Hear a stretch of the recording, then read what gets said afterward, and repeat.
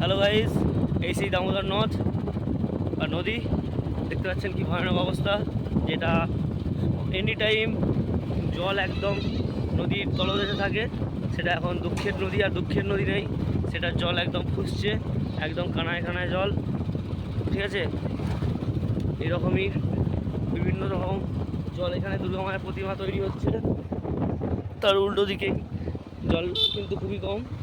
আর এইদিকে দেখতে পাচ্ছেন সমস্ত গাড়ি আমাদের রাস্তার উপর তুলে রাখা হয়েছে, যাতে কোনো কারণে না গাড়ি নষ্ট হয়ে যায়।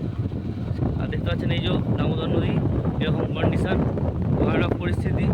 আর সেখানে দেখুন এইরকমভাবে সাধারণ মানুষ যারা নিচে নদীর দিকে থাকতেন, তারা এখন উঠে এসেছেন, উঠে এসে কষ্টের সাথে এইভাবে বসবাস করছে।